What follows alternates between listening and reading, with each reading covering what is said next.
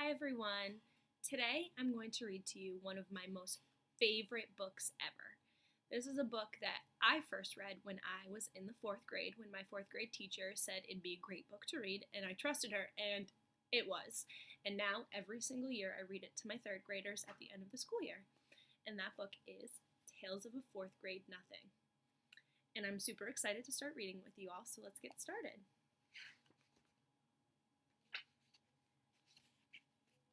Chapter 1, The Big Winner. I won dribble at Jimmy Fargo's birthday party. All the other guys got to take home goldfish in their little plastic bags. I won him because I guessed that there were 348 jelly beans in Mrs. Fargo's jar. Really, there were 423, she told us later. Still, my guess was the closest. Peter Warren Hatcher is the big winner, Miss Fargo announced. At first, I felt bad that I didn't get a goldfish, too. Then, Jimmy handed me a glass bowl.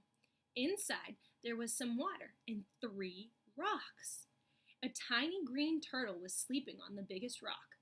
All the other guys looked at their goldfish. I knew what they were thinking. They wished they could have tiny green turtles, too. I named my turtle Dribble while I was walking home from Jimmy's party. I live at 25 West 68th Street. It's an old apartment building, but it's got one of the best elevators in New York City. There are mirrors all around. You can see yourself from every angle. There's a soft cushion bench to sit on if you're too tired to stand, and the elevator operator's name is Henry Bellenheimer. He lets us call him Henry because Bellenheimer's too hard to say. Our apartment's on the 12th floor, but I don't have to tell Henry. He already knows. He knows everybody in the building. He's that smart. He even knows I'm 9 and in 4th grade. I showed him Dribble right away. I won him at a birthday party, I said. Henry smiled. Your mother's going to be surprised. Henry was right. My mother was really surprised. Her mouth opened when I said, just look at what I won at Jimmy Fargo's birthday party. I held up my tiny green turtle. I've already named him Dribble. Isn't that a great name for a turtle? My mother made a face. I don't like the way he smells, she said. What do you mean? I asked. I put my nose right down close to him. I didn't smell anything but turtle. So, Dribble smells like turtle, I thought. Well, he's supposed to. That's what he is. And I'm not going to take care of him either, my mother added. Of course you're not, I told her. He's my turtle, and I'm the one who's going to take care of him. You're going to change his water and clean out his bowl and feed him and all of that, she asked. Yes, I said, and even more. I'm going to see to it that he is happy. This time, my mother made a funny noise, like a groan. I went into my bedroom. I put Dribble on top of my dresser. I tried to pet him and tell him he would be happy living with me. But it isn't easy to pet a turtle. They aren't soft and furry, and they don't lick you or anything. Still, I had my very own pet at last. Later, when I sat down at the dinner table, my mother said, I smell turtle. Peter, go and scrub your hands. Some people might think that my mother is my biggest problem. She doesn't like turtles, and she's always telling me to scrub my hands.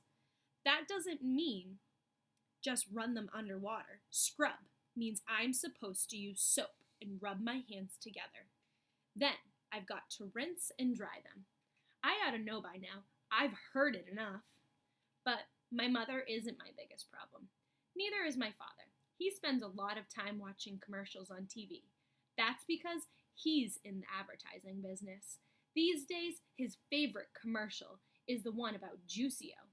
He wrote it himself. And the president of Juicio Company liked it so much he sent my father a whole crate of Juicio for our family to drink. It tastes like a combination of oranges, pineapples, grapefruits, pears, and bananas. And If you want to know the truth, I'm getting pretty sick of drinking it. But Juicio isn't my biggest problem either.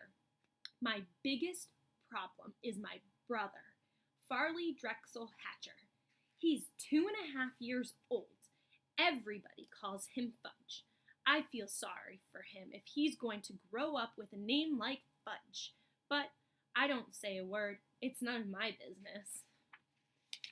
Fudge is always in my way. He messes up everything he sees. And when he gets mad, he throws himself flat on the floor and he screams. And he kicks. And he bangs his fists. The only time I really like him is when he's sleeping. He sucks 4 fingers on his left hand and makes a slurping noise. When Fudge saw Dribble, he said, "Ooh, see?" And I said, "That's my turtle. Get it? Mine. You don't touch him." Fudge said, "No touch." Then he laughed like crazy. And that's the end of the first chapter. So I hope you enjoyed listening to the first chapter and you'll come back to listen to the second one.